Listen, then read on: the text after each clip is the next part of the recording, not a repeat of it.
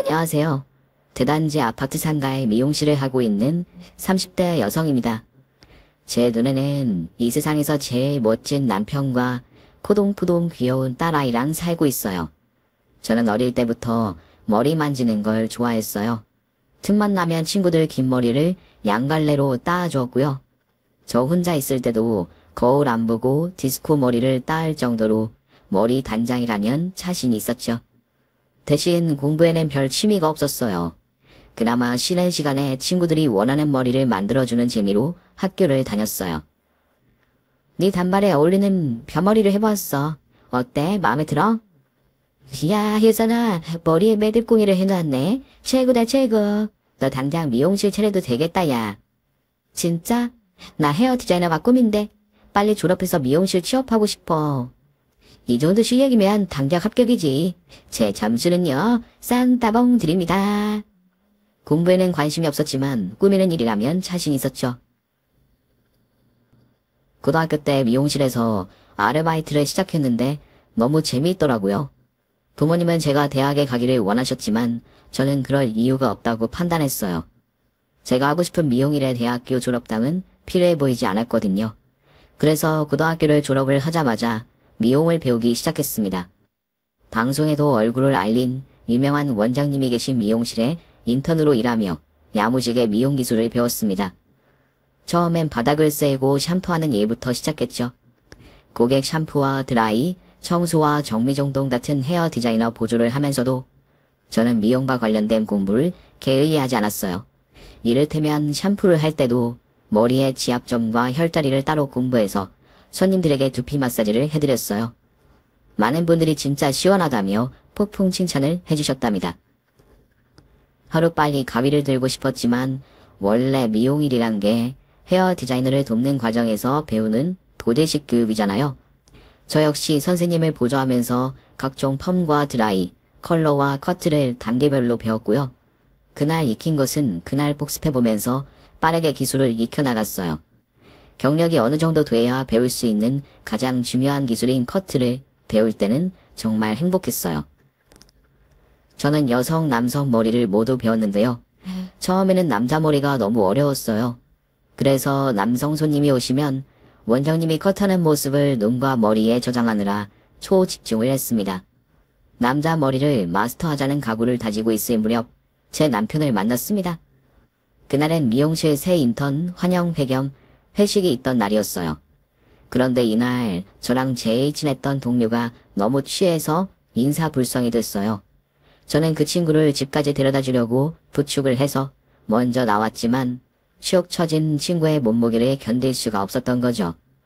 길바닥에 들어 누우려는 친구를 가까스로 붙잡고 이러지도 저러지도 못하고 있을 때 한 남자가 저희를 향해 다가왔습니다.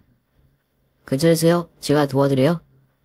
회의 끝 얼굴을 확인했는데 조금 전까지 술집에서 봤던 남자였어요. 잘생긴 외모에 눈빛이 아주 맑아서 제가 흘끔흘끔 훔쳐봤던 바로 그 사람이었어요. 밖에 나와서 보니 키도 훤칠하더군요. 저는 조심스럽게 대답했습니다.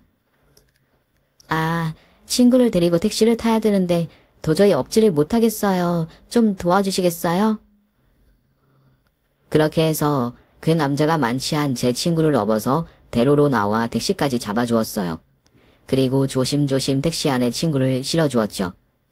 저는 너무 감사한 마음에, 아니 잘생긴 그 남자의 외모에 반해서 뭔가 감사의 마음을 전하고 싶은데 어떻게 해야 할지 모르겠더군요. 그때 갑자기 주머니에 있는 미용실 할인 쿠폰이 생각났어요. 얼른 할인 쿠폰을 손에 잡히는 대로 꺼내서 그 남자에게 말했습니다. 여기 제가 일하는 곳인데요. 오시면 제가 무료로 머리 해드릴게요. 꼭 오세요. 꼭이요. 다행히도 친구는 택시를 내리기 직전에 잠이 깼어요. 제가 걔를 깨운다고 얼마나 용을 썼는지 몰라요. 그 결과 다음날 아침 친구가 양볼이 벌겋게 퉁퉁 부어서는 어제 누가 나 때렸냐? 왠지 싸다고 세게 맞은 각인데 하더군요. 저는 대충 몰라. 너가 취해서 좀 구르긴 하더라. 하고 말았어요. 그리고 한 3주쯤 지났을까. 그날 쿠폰을 줬던 남자가 미용실 문을 열고 들어오는 걸 보고 저는 쾌재를 불렀습니다. 원장님께 제 지인이라고 말씀드리고 제가 그 남자의 코트를 맡았어요. 저 미용실 처음 와봤어요. 되게 신기하네요. 정말요? 남성분들도 미용실 많이 이용하시는데요? 어쩐지 쑥스러웠어요. 엄청 고민하다가 진짜 용기 내어 왔어요. 이런 기회를 놓쳐서는 안 된다 하고요. 잘 오셨어요. 제가 후회하지 않도록 해드릴게요. 원하는 스타일 있으세요? 그냥 대충 아무거나. 그게 제일 어려운 거 아시죠? 그럼 아이돌 스타일로. 가위를 든 제 심장이 너무 떨렸지만 매일 밤 연습하던 대로 싹둑싹둑 머리를 다듬었습니다. 당시 유행하던 남성 투블럭으로 해놓으니 잘생긴 남자의 얼굴이 10배는 더 환해졌어요. 샴푸실로 이동할 때 사람들이 흘끔흘끔 쳐다보는 걸 느끼며 저는 안심을 했습니다. 드디어 제 필살기의 시간이 됐어요. 정말 온 마음을 다해서 두피 마사지와 샴푸까지 마친 뒤 드라이를 하는데 남자가 감탄을 하더군요. 너무 정성스럽게 머리를 만져주시네요. 스타일까지 너무 마음에 들어요. 본판이 워낙 좋아서 그래요. 미남이란 말 많이 들으셨죠? 아니요, 처음 듣는데요. 에이, 거짓말. 거짓말 아닙니다. 진짜예요. 그날도 저를 엄청 보시길래 아는 사람인가 싶어서 따라 나갔던 거예요. 아하, 그러셨구나.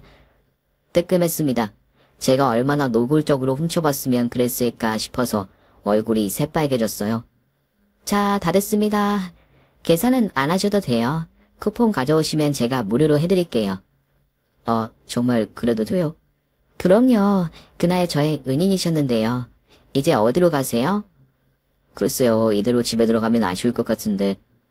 혹시 궁금하실까봐 그런데요. 저 이제 마칠 시간 다 됐어요. 그럼 지하철역까지 같이 걸어가실래요? 날씨도 딱 걷기 좋은 날씨잖아요. 그럴까요? 저는 친구에게 마감을 부탁하고 서둘러 퇴근을 했습니다. 때마침 벚꽃이 만개한 4월이었고 벚꽃길을 나란히 걸었어요. 저는 그 남자의 잘생긴 외모도 좋았지만 투명할 정도로 솔직한 성격도 좋았어요. 기공자처럼 생긴 얼굴로 아무렇지 않게 건설 현장 인부로 일한다고 했을 때 저는 적잖이 놀랐습니다. 저는 중학교 다닐 때부터 알바를 했거든요. 고깃집 알바, 편의점 알바, 택배 상하차까지. 몸 쓰는 일이라면 안 해본 일이 없어요. 육체적으로 많이 힘들겠어요. 그죠. 그래도 땀 흘릴 만큼 정당하게 버는 일이라 좋아요. 건설 현장 일당이 가장 많긴 한데 도배, 장판, 전기 기술도 배우고 있으니까 더 열심히 해야죠. 저는 그 남자가 속을 숨기거나 말을 꼬아 듣지도 않아서 좋았고 대화가 술술 풀렸습니다. 그 남자도 제가 싫지 않은지 제 퇴근 시간에 맞춰 미용실 앞으로 찾아오고는 했어요. 그리고 저희 집까지 데려다 주었어요. 매일 새벽 4시 반에 일어나 공사장을 향하고 무거운 자재도 많이 들고 시멘트도 옮기는 고된 일을 하면서도 어김없이 만났습니다. 그 정도의 부지런함과 성실함이라면 평생 함께해도 될 것 같다는 믿음이 생겼어요. 부모님은 남자친구가 막노동하는 것이 마음에 걸려서 결사 반대를 하셨어요. 젊은 남자가 왜 막노동을 하고 살아? 그 흔한 기술 배울 머리도 없다니? 엄마, 어려서부터 집안의 가장 역할을 해서 그래. 머리가 없는 게 아니고 가정 형편이 그랬던 거야. 그 사람 책도 얼마나 많이 읽는데. 그럼 뭐해? 먹물 좀 들인다고 너와 인생이 달라져? 환경이 사람을 만든다고 그런 사람들하고 어울리다 보면 수준 떨어지는 거야. 누가 다가 어때서? 나는 그게 부끄럽고 창피하거나 눈치 볼 일이라고 생각 안 해. 보통 정신과 체력으로 절대 감당 못하는 일이야. 그만큼 책임감이 강하고 건강하다는 거잖아. 그리고 엄마 어디 가서 그런 말 하면 욕먹어. 막노동 하시는 분들 중에 고소득자가 얼마나 많은데. 현장일 무시하지 말라고. 아이고 엄청난 일 하신다. 그러다가 허리라도 다치면 허리 병신 돼가지고 들어놓은 사람들 못 봤니? 그러다가 가족들 손가락 쫄쫄 빨면서 사는겨. 엄마는 왜 자꾸 안 좋은 일만 생각해? 앞으로 도배 전기 기술까지 배워서 업그레이드 하려는 사람한테 그러지도 마. 모르겠다 나는. 요새 마누라 셔터맨 하려는 남자들이 많다던데 딱 끝장 날 것 같아. 미용실 셔터맨? 참나, 그것도 나쁘지 않네. 여자 능력 있고 좋지 뭐. 아유, 철없는 게 고집도 세서는. 알았다, 너 좋은 대로 하고 살으렴. 언제는 우리 말 들었니? 무슨 말을 해도 흔들리지 않고 변함없이 남자친구를 믿었고 부모님도 결국 고집을 꺾고 결혼을 승낙해 주셨어요. 사실 남편은 어릴 적 고생을 많이 한 사람이에요. 출생부터 특별했어요. 아버지가 바람을 피워 얻은 자식으로 태어나자마자 고아원에 맡겨졌대요. 그러다가 중학생이 되어서 본가에 입양이 됐는데 숨만 쉬어도 새어머니의 분풀이 대상이 되어 온갖 구박을 받으며 자랐다고 합니다. 아버지가 돌아가신 뒤로는 집안의 가장 역할까지 맡으라고 했대요. 왜냐면 위로 5살 많은 이복형이 있었는데 대학 간 형 뒷바라지 하라고요. 심지어 고등학교도 안 보내줘서 결국 각종 알바를 하면서 일당이 많은 막노동의 길로 들어섰다고 합니다. 결혼을 앞두고 저는 남편에게 맞춤 양복을 선물해 주었어요. 고된 일을 하다 보니까 장근육이 보기 좋게 붙어 있어서 뭘 입어도 옷태가 잘 살았습니다. 맞춤 양복을 입혀놓으니까 연예인 뺨치게 잘생겼더라고요. 저희 부모님도 깜짝 놀라서 말을 더듬기까지 하셨어요.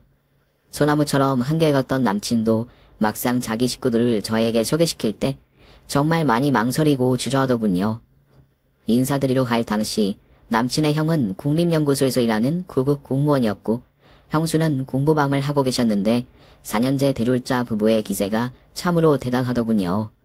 하늘에도 남편이 이 집에서 얼마나 기 한 번 못 펴고 살았는지 알 수 있었습니다. 그래서 남편이 입은 짙은 남색 맞춤 양복이 마치 황금 갑옷처럼 느껴졌어요.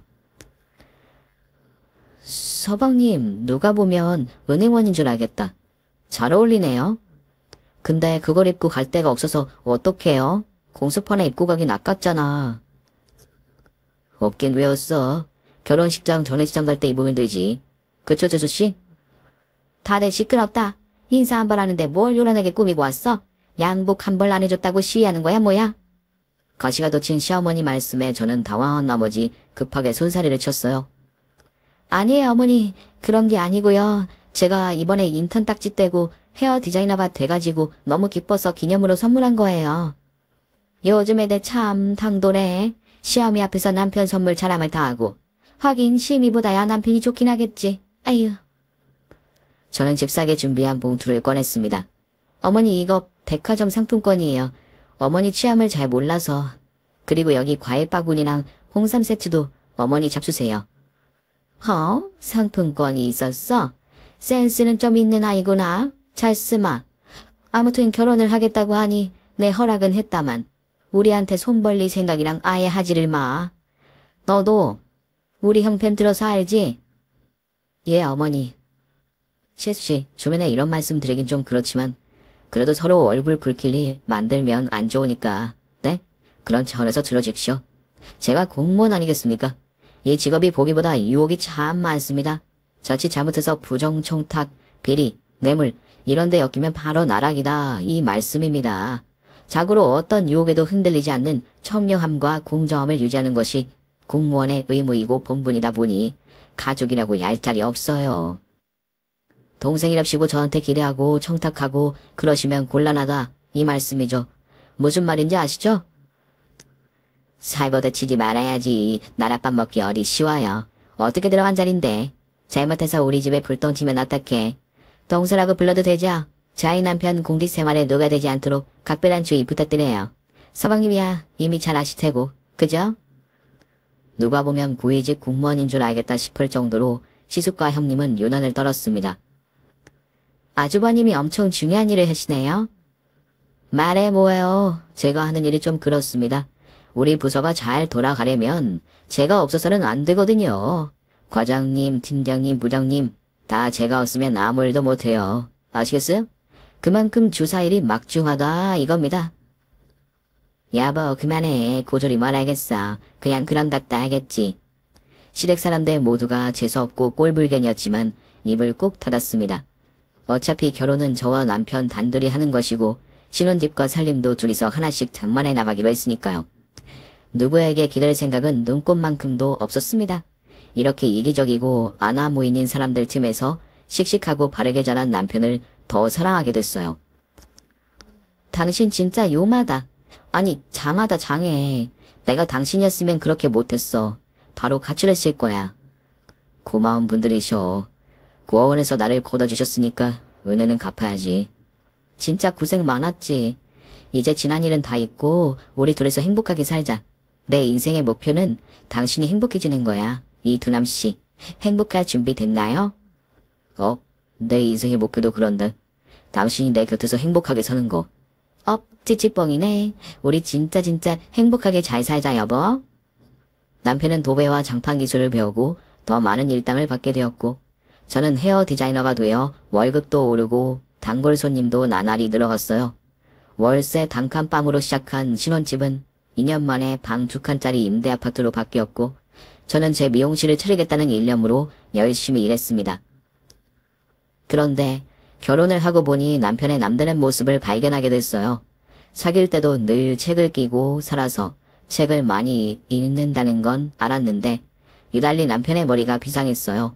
제가 궁금해하고 물어보는 무엇이든 알파고처럼 툭툭 대답을 해주는 모습에 저는 매일 감탄했습니다. 청약저축, 주식 투자 같은 경제부터 바다는 왜 파란색일까, 구름은 왜 흰색일까 같은 자연과학, 천문학, 인문학까지 남편은 막힘없이 대답해 주었습니다. 당신 진짜 알파고야? 대체 모르는 게 뭘까 싶어. 고등학교 안 간 대신 도서관을 다녔거든. 책이란 책은 다 빌려 부르고 했지. 아닌데, 나는 책 읽고 금방 돌아서면 까먹거든.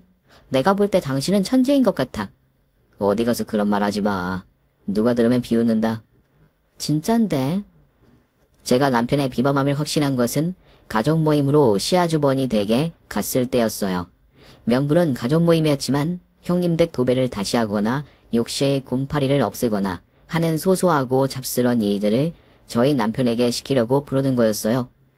남편은 가족이라는 이유로 군말 없이 그의 집에 집사처럼 노예처럼 일했습니다. 평생을 그렇게 살아왔으니까요. 시어머니와 형님이 저를 고졸이라고 무시하는 건 참을 수 있었지만 그들이 제 남편을 무시하는 건 너무 속상하고 슬펐어요. 얼른 미용실을 차리고 돈을 벌어서 보란듯이 살고 싶었습니다. 아니나 다를까 그날도 남편은 안방 침대를 새 침대로 교체하는 작업을 무보수로 해주고 있었고 저는 거실에서 못 보던 물건을 발견하고 형님과 대화를 나누고 있었죠. 어머 형님, 웬 피아노예요? 아, 샀어. 우리 딸 피아노 신동이잖아. 아, 피아노 배우는구나. 배우는 수준이 정도가 아니야. 예술아, 이리 와서 충마한테 네 피아노 실력 좀 보여주자. 조카가 똥땅똥땅 서투르지만 귀엽게 동요곡을 연주했고 저는 혼신의 힘을 다해 박수갈채를 보내주었습니다. 피아노 신동까지는 택도 없던데 부모들 눈에는 제 자식이 다 천재 같아 보이는 법이겠죠? 그리고 식사를 다 마친 뒤 부엌에서 형님과 함께 설거지를 하고 있는데 어디선가 아름다운 피아노 소리가 들려왔어요. 뭔가 보름달이 뜬 밤하늘에 잔잔한 바다가 고요하게 흘러가는 느낌이 났어요. 조카가 치는 건 아닐 텐데 뭔가 싶어서 빨간 장갑을 끼고 거실로 나왔는데 제 남편이 피아노를 치고 있었어요. 저는 옆으로 슬그머니 남편 옆에 섰습니다. 연주가 끝나자 남편이 수줍게 저를 보더군요. 여보, 뭐야? 베토벤 월간 소나타야. 아름답지? 아니 당신 말이야 너무 훌륭해. 너무 멋져. 당신 언제 피아노 배웠어? 한 번도 배운 적 없어. 그냥 악보 보고 쳤는데. 부끄럽다. 악보 보고 바로 연주를 했다고? 당신 완전 천재 아냐? 천재다 천재. 음악 천재. 제가 호들갑을 떨고 있으니까 형님과 시숙도 거실로 나와 부셨어요. 제수씨 뭔데 그래요? 길하게 웬 호들갑이야 정서. 형님, 방금 들은 피아노 연주요. 우리 두람씨가 친 거예요. 엄청나지 않아요? 에이, 뭔 소리예요. 당신이 라디오 들었던 거 아니야? 나는 당신이 예소리 들으라고 DVD 보여주나 했는데. 아니에요. 우리 두람씨가 직접 연주했다니까요. 형님과 시숙은 물론 시어머니까지 아무도 제 말을 믿어주지 않았어요. 시끄럽다. 피아노 학원 6개월 다닌 애가 이제 겨우 동요곡집 치는데 피아노 앞에 앉아본 적도 없는 녀석이 무슨 재주로 연주를 해. 너도 그런 말 같자는 소리 할 거는 그냥 집에 가. 정신 사납다. 답답했습니다. 시대 식구들은 어떻게든 저희 남편을 폄훼하고 무시하려고 드니까요. 저는 남편이 아무리 봐도 천재인 것 같아서 남편에게 성인지능 검사를 받아보게 했어요. 그 결과 남편의 IQ가 150이 넘는 걸 알게 됐습니다. 전 세계 인구 대비 상위 2% 안에 들어가는 남편의 지능은 멘사 회원 자격이 되는 수준이었어요. 봐봐, 내가 뭘 했어. 당신 천재라고 했지. 와, 정말 대단해. 내가 천재라 결혼했어. 그럼 뭐해. 당장 내일 입주하는 아파트 단지 도배하러 갈 건데. 아이 그따위 소용없어. 아니야, 당신 머리를 이렇게 썩히는 건 우리 인류에게 큰 잘못을 저지르는 것 같아. 안 될 일이야. 아, 왜 또 그래. 난 그냥 평범한 사람이야. IQ 좀 높게 나왔다고 너무 과대평가하지 마. 아니거든. 당신은 과대평가해도 되는 사람이거든. 저는 안타까웠습니다. 제대로 공부만 했더라면 정말 큰 인물이 됐을 사람이에요. 그런 남편을 위해서 저는 더 열심히 일했습니다. 그 결과 제가 꿈꿔왔던 저만의 미용실을 차리게 됐어요.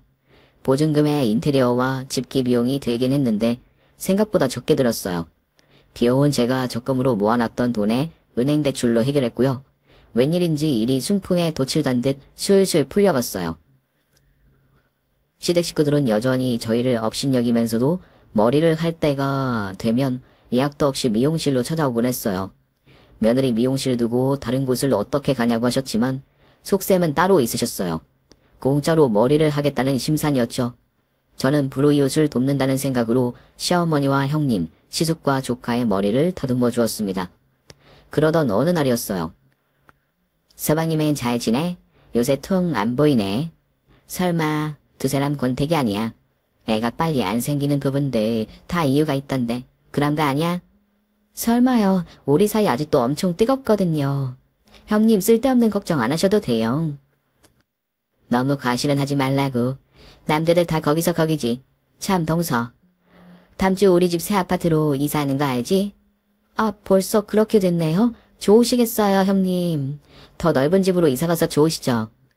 뭐 4년대 졸업한 맞벌이 부부들 인생 라이프가 다 그렇지 뭐. 특별한 것도 없고 보통 다 그렇게 사는걸. 근데 입주하는 새 집이 다 마음에 드는데 딱 하나 거슬리는 게 있어. 그게 뭔데요? 안방 도배. 장판이 너무 평범해. 나는 좀 더 고급스럽고 아늑한 그런 느낌. 알지? 잘 모르겠는데요? 동서는 몰라도 서방님은 알 거야. 그래서 서방님한테 부탁 좀 하려고. 도배하고 장판 좀 바꿔줘. 아, 남편 시간이 될지 모르겠는데 요즘 엄청 바쁘거든요. 가족 좋다는 게 뭐야. 이럴 때 재능 기부하고 점수 따는 거지. 재능 기부 엄청 많이 한 것 같은데. 뭐라고? 동서 뭐라고 했어? 아, 형님, 이야기는 해볼게요. 그래. 동서 진짜 머리 하나는 기깔나게 잘 자른다. 왕세련된 시옷컷. 너무 맘에 들어. 어머, 동서, 나 오드리 헵번 같지 않아? 로마의 휴일에 나오는 공주님. 아, 오드리 헵번이겠죠, 형님. 동서 잊지 마. 다음 주. 서방님 안 오시면 우리 곤란해. 그렇게 해서 남편이 입주 전에 도배와 장판을 형님이 바라는 고급 자재로 싹 바꾸어 주었고요. 이사는 당일에는 이삿짐을 날라주었어요. 여우 같은 형님이 저희 부부 그날 초대를 했거든요. 집들이도 아니고 이사하는 날 불러서는 남편에게 막노동은 일생의 장기이자 특기라는 이상한 논리로 이삿짐을 나르게 하는 거였어요. 역시 몸쓰던 사람이 하니까 속도가 다르네요. 블루 칼라, 화이트 칼라, 자기 영역이 다 있다니까. 그래서 솜추위는 솔잎을 먹고. 어머 여보, 당신이 그걸 왜 들어? 허리 다쳐. 그만둬. 사모님 뭐해요? 저거 좀 들어요 얼른. 뭐. 형님 주세요. 제가 들고 가겠습니다. 아우 이 자식 꼭 내가 낑낑대야지 하지. 아, 노지는 밥 말아 먹었는지 진짜 답답하다 야. 그래도 몸 쓰는 데는 아주 딱이네. 고기도 먹어본 놈이 먹은 줄 알나더만. 정말 그러네. 그나마 저는 임신 초기라서 대충 부엌에서 그릇들을 싱크대에 수납하는 작업을 했는데요. 남편은 이삿짐 센터에서 나온 사람들과 함께 피아노를 운반하고 장롱을 들이밀고 침대를 이고지고 생고생을 했어요.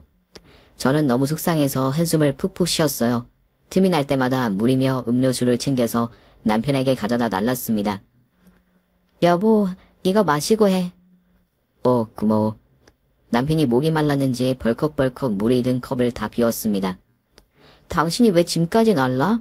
이삿짐센터 사람들도 있구만. 한 사람이라도 더 거들면 빨리 끝나니까. 다 끝나가. 이윽고 이삿짐이 모두 제자리를 찾았고 저희는 이사하는 날 먹는다는 짜장면을 시켜 다 같이 먹었어요. 시어머니까지 오셔서 오랜만에 온 가족이 모여 앉게 됐어요. 유난히 땀을 많이 흘리던 남편이 양해를 구하고 손을 씻으러 들어간 사이 시댁 식구들은 남편을 기다리지도 않고 먼저 짜장면을 먹기 시작했습니다. 역시 이 서는 날엔 짜장면이 국룰이지 국룰이야. 여보, 단무지 아껴 먹어. 중국집에서 하나밖에 안 와서 아껴 먹어야 한다고. 아가, 단무지 하나 가지고 옹졸하게 그러는 거 아니다. 일남아, 너 먹고 싶은 대로 먹어. 탁탁 먹으렴.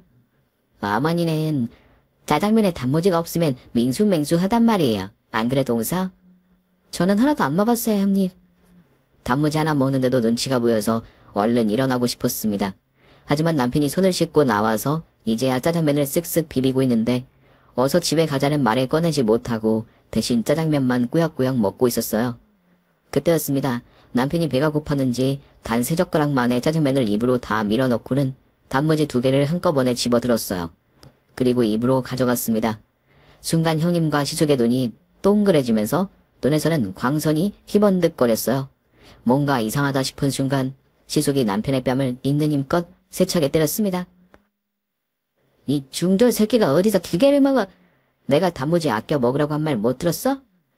남편은 뺨은 잡고 놀란 토끼눈이 되어 떨고 있었어요. 형님.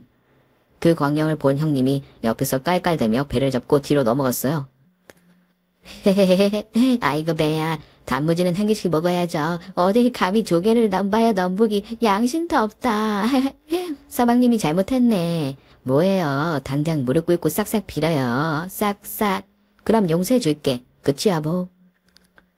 그 순간 저도 참지 못하고 소리를 지르고 말았어요. 그만하세요. 그놈의 단무지가 뭐라고 사람 뺨을 때려요. 그것도 하루 종일 이삿짐 날라주고 허기져서 겨우 짜장면 먹고 있는 사람한테 저라면 고마워서 단무지 2개가 아니라 3개라도 더 먹으라고 하겠어요. 도대체 단무지가 뭐라고 사람을 때리냐고요? 시어머니가 버럭 소리를 쳤습니다. 시끄럽다. 아냐자가 어디서 큰 소리야. 못 빼어 머치를 꼭 내야 되겠니? 중돌의 고돌이 만나서 집구석 잘 돌아간다. 형님은 손으로 입을 가리고 웃음을 꾹꾹 참고 있었고 시숙은 팔짱을 낀 채 단무지 때문에 단단히 삐쳐서 씩씩대고 있었어요. 가여운 제 남편은 고개를 들지도 못하고 푹 숙이고 있었어요. 그 모습을 본 제 속은 이미 새카맣게 다 타고 제만 하얗게 남아서 두려울 게 없었어요. 애써 누르고 있던 정신줄을 놓고 이판사판 공사판으로 시어머니께 대들고 말았죠. 어머니, 제 남편이 뭘 그렇게 잘못했어요? 형님도 아주버니도 맨날 중졸이라고 무시하신대요. 고등학교 입으로 안 다닌 거 아니잖아요. 형님 대학 등록금 마련한다고 저희가 고등학교 대신 알바하러 다녔잖아요. 평일에는 사하차 알바하고 주말에는 음식점에서 고기 굽고 기억 안 나세요? 설마 기억 상실은 아니죠? 대학 다닐 때 용돈도 남편이 막노동해서 번 돈으로 쓰셨잖아요. 구급 공무원이 그걸 기억 못하면 안 되죠. 안 그래요? 아무리 둘째 부인이 나는 서자라고 해도 이 집처럼 막대하지는 않을 거예요. 이 사람 IQ가 얼마인지 아세요? 150이 넘어요. 이렇게 똑똑한 사람을 학교도 안 보내고 노가다판으로 돌려서 연골까지 빼먹었으면 고맙다는 말은 못해도 미안한 줄 아셔야죠. 단무지 하나 먹었다고 양심이 있네 없네 하는데 양심이 뭔 줄이나 아세요?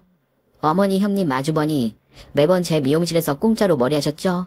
무슨 산 거지도 아니고 때로 몰려와서 공짜로 머리를 하고 가요? 그런 게 진짜 양심이 없는 거예요. 앞으로 오지 마세요. 막노동 한다고 몸 쓴다고 매번 남편 불러서 부려먹는 것도 그만하세요. 어릴 때부터 한 집안의 가장 역할을 한 사람을 중돌이라고 막대하고 무시하는 거? 이런 게 진짜 못 배워 처먹은 거라고요. 양심 없는 거라고요. 아셨어요? 어디서 이런 용기가 났는지 저도 모르겠어요. 아무튼 속에 있던 말들을 모두 털어놓고 나니 뭔가 후련했어요. 자냐님 미쳤나? 야, 네가 뭐라고 나한테 이래라 저래라야. 동네 사람들한테 물어보자. 어느 집 며느리가 시어머니한테 따박따박 말대꾸 하면서 대들고 가르치는지, 아? 아이고 고졸주제에 입만 살아서 네가 천지도 모르고 깨춤을 추는구나. 시어머니는 분이 풀리지 않아서 화를 계속 내셨지만 저는 아랑곳하지 않고 남편 손을 잡고 일어섰습니다. 저희 다시는 안 올 테니 여러분도 저희 집에 절대 오지 마세요. 한바탕 사이다를 갈겨주고 시댁과 인연을 완전히 끊었습니다. 저희는 더 열심히 일하고 돈을 모았어요. 샵을 오픈하고 2년쯤 지나자 단골이 엄청나게 늘었고 혼자 감당하기 힘들 정도가 되어서 직원을 새로 채용했어요. 저는 주 5일로 일하며 쉬는 날은 남편에게 집중했습니다.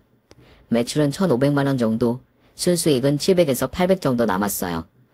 부모님 말씀대로 대학교에 갔으면 이런 수입은 상상도 못했겠죠. 제가 부모님 말씀 안 듣고 제 꿈을 찾아 도전한 게 신의 한 수였던 게 아니었을까, 이런 생각이 들었어요. 꿈도 찾고 돈도 벌고 효도도 하고 이제 저희도 남부럽지 않게 살 수 있을 것 같다는 꿈에 부풀었습니다. 헐, 당신 내 꿈 알지? 언젠가 미용실 차리라고 이 악물고 다녔잖아. 내 꿈을 이뤘으니 이제 당신의 꿈도 이루자. 난 꿈 없어. 정당하게 땀 흘려 일하고 그냥 당신하고 이렇게 살면 돼. 더 바라는 거 없어. 아니야 여보 제발. 내 말 들어. 당신은 몸 쓰는 일도 잘하지만 머리를 쓰는 일에 더 잘 어울리는 사람이야. 지금까지 알파고를 테이블 받침대로 쓰고 있었던 거잖아. 당신의 머리가 제대로 쓰일 수 있게 당신의 능력을 마음껏 발휘할 수 있으면 좋겠어. 당신은 정말 나를 과대평가하는 거 알지? 아니거든요. 일단 고입 검정고시부터 치자. 지금까지 가장 노릇한다고 못했던 공부 지금 해도 늦지 않아. 앞으로 10년 내가 팍팍 밀어줄게. 여보 진심이야. 나 무턱대고 투자하는 그런 후보 아니야. 당신 IQ가 150이 넘고 당신처럼 박학다식한 사람이 막노동 말고 더 널리 쓰이는 일을 하면 좋겠어? 석 달 후면 이 세상에 나올 우리 애도 아빠가 자기 역량을 제대로 펼치는 걸 보고 싶을걸? 그게 우리 가정과 우리 나라와 전 세계, 아니 이 우주를 위해서 꼭 필요한 일이란 생각이 들어. 그러니까 내 말 한번 믿고 그냥 뜬 하고 해봐. 그렇게 해서 남편은 본격적으로 공부를 시작했습니다. 남편은 고시학원과 집을 오가며 공부를 했고 제가 출산을 하고 딸아이를 돌볼 때도 제 곁에 든든하게 있어 주었어요. 막노동으로 이곳 저곳 아픈 곳이 많았지만 그래도 체력 하나는 타고났는지 장시간 책상 앞에 앉아 있어도 끄떡이 없더군요. 덕분에 검정고시로 고입고졸 학력을 인정받고 이어서 방통대까지 들어갔지요. 건설 현장에서 일한다고 새까맣던 남편의 얼굴이 단 1년 만에 하얗게 변했어요. 원래 까무잡잡했던 사람이 아니라 피부가 흰 사람이었던 거죠. 퇴근하고 돌아와서 공부하는 남편의 등을 보면서 짠하면서도 어쩐지 이제야 제대로 된 길을 간다는 느낌이 들었어요. 누누이 말하지만 부모를 잘 만나 제대로 된 교육을 받고 대학까지 나왔으면 정말 위대한 인물이 됐을 사람이에요. 저는 그런 남편을 위해 열심히 일했고 육아에도 게을리하지 않았어요. 남편은 저와 딸아이를 위해 열심히 공부했습니다. 방통대를 3년 만에 졸업하고 행정학과 학위를 땄어요. 그리고 곧바로 행정고시 준비를 하더군요. 요즘은 워낙 스펙이 좋아서 스카이 출신이 아니면 5급은 힘들다는 말도 많았지만 남편은 지치지도 않고 그저 부지런히 공부를 했습니다. 저는 제 남편을 믿었습니다. 단 한 번도 의심을 해본 적이 없어요. 제 간절한 염원은 감사하게도 행시 합격이라는 결과로 이어졌습니다. 여보 축하해. 당신 그동안 공부한다고 고생 많았어. 다 당신 덕분이야. 일하면서 내 바라지 한다고 고생했지. 이제 쉬엄쉬엄 일해. 쉬고 싶을 땐 언제든 쉬어도 돼. 그건 좀 곤란한데 나는 하루라도 가위 잡지 않으면 손에서 가시가 돋는단 말이야. 알았어. 그리고 2년의 세월이 흘렀습니다. 남편은 인사혁신처 사무관으로 일하게 됐어요. 잘은 모르는데 공무원들 감사를 하는 그런 곳인가 봐요. 남편이 공직 생활을 잘할 수 있도록 저는 당당하게 미용실을 하면서 외조를 했어요. 그러던 어느 주말 연애 끊고 살던 시댁 식구들이 저희 집으로 찾아왔어요. 어머 형님, 어머님, 아주버니까지 여긴 어떻게 알고. 시어머니가 냈다 몸을 들이밀고 들어오면서 신발부터 벗으셨어요. 아유 사무관 됐다더니 뭐 별거 없네. 거실도 우리 집만 하나. 그 뒤로 아주버니와 형님까지 인사를 하는 둥 마는 둥 집안으로 쳐들어왔습니다. 재수씨 오랜만이네요. 몰라보게 예뻐지셨습니다. 허허허허. 동생 이거 받아. 서방님은 계시지? 서방님 저희 왔어요. 형님은 난데없이 과일바구니를 들이밀고는 유유히 자기 집처럼 거실을 활보했습니다. 마침 딸아이를 재우고 있던 남편이 아이방에서 나왔고 모두 어색하고 뻘쭘한 가운데 거실에 모여 앉게 되었죠. 남편이 그래도 가족이라고 예의상 인사를 꾸벅 하더군요. 어머님 오셨어요? 형님 형수님도 오랜만이네요. 그래 세탁소집 성철이가 알려주더라. 너 사무관 됐다던데 맞니? 예 그렇게 됐습니다. 제가 끼어들었습니다. 행시 합격한 지 2년 더 넘었어요. 저희 머리가 엄청 똑똑하잖아요. 대학 졸업하자마자 행시 단번에 붙었거든요. 아주버님이 떨떠름한 얼굴이 되었어요. 대학이요? 네가 대학을 나왔어? 네, 검정고시로 방통대 들어갔습니다. 형님이 콧소리를 내면서 호들갑스럽게 말했습니다.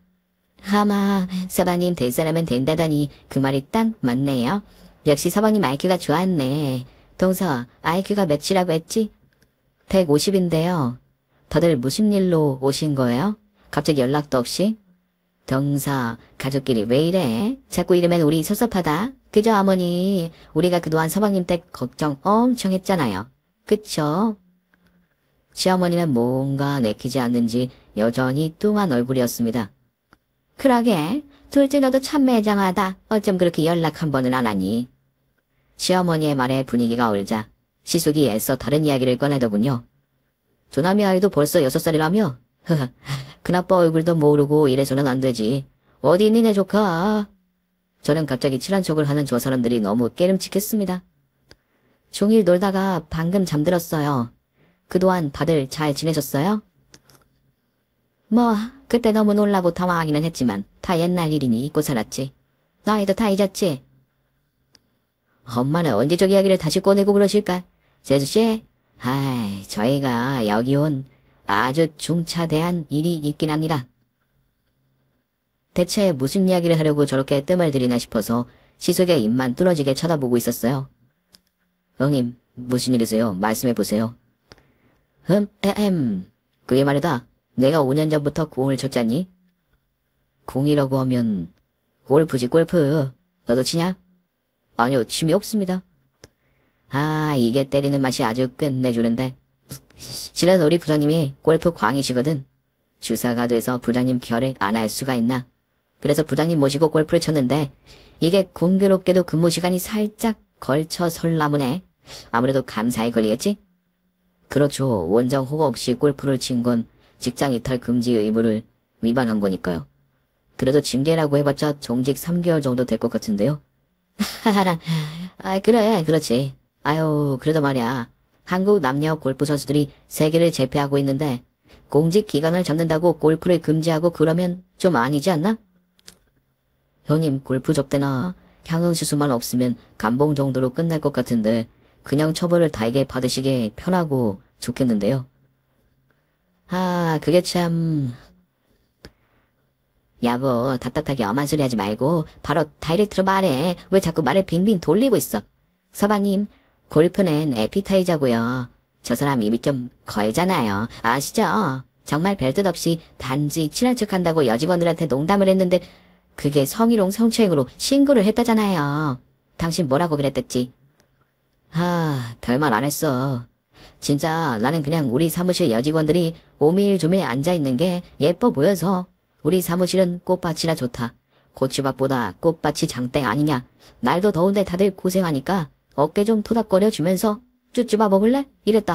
이랬다고 무슨 성추행이니 성희롱이니 한데 아, 너무 억울하다. 쭈쭈바가 뭐 어때서. 지들은 쭈쭈바 안 먹고 살아. 서방님, 여자한테 꽃이라고 했다고 성희롱이라니 말이 돼요? 어깨 좀 토닥토닥 해줬다고 성추행이라니 이러면 사이사이는 어떻게 해요? 성추행은 심각한데요. 어쨌든 여직원들 신체를 만드신 거잖아요. 아니, 힘내라고 토닥토닥 이게 성추행이라고? 세상에 말세다 말세야.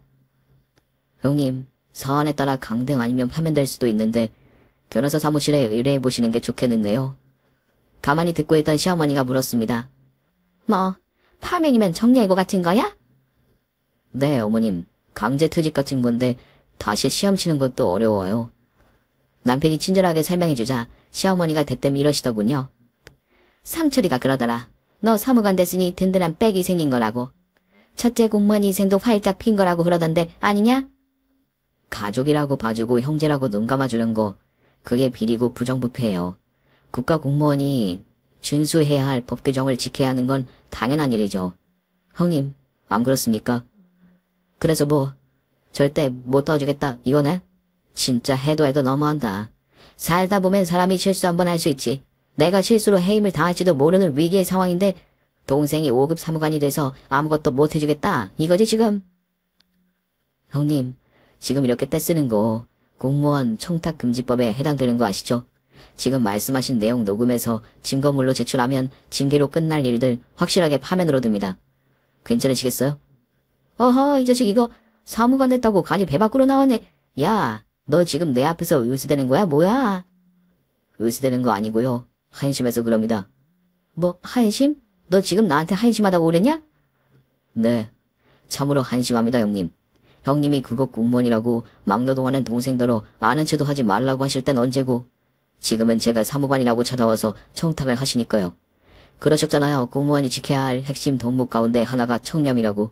그렇게 신신당부하셨잖아요. 기억 안 나십니까? 시숙은 끙 하고 앓는 소리만 내고 더 이상 아무 말도 못했습니다. 소나무 같고 대쪽 같은 남편이 제 눈에는 자랑스러워 보였어요. 형님은 시숙의 허벅지를 꼬집으며 핀잔을 주더군요.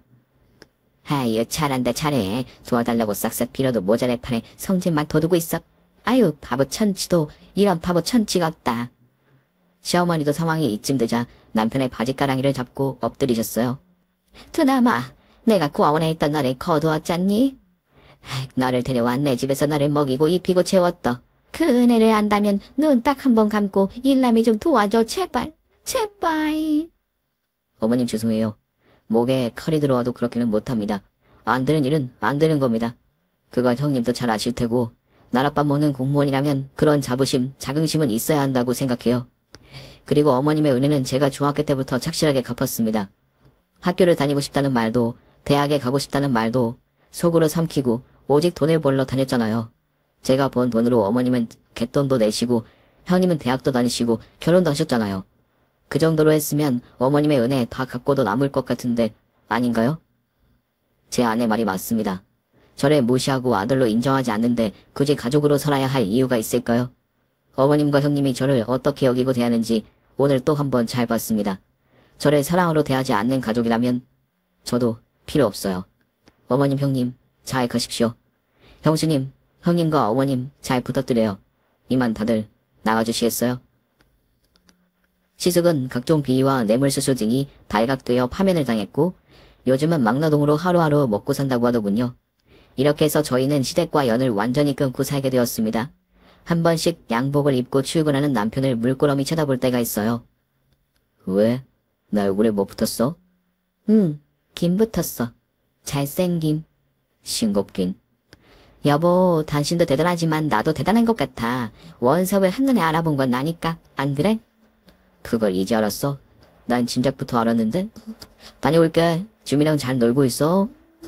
과거의 선택들이 지금의 우리를 만들었습니다. 그렇다면 지금의 선택이 내일의 우리를 만들어 가겠죠?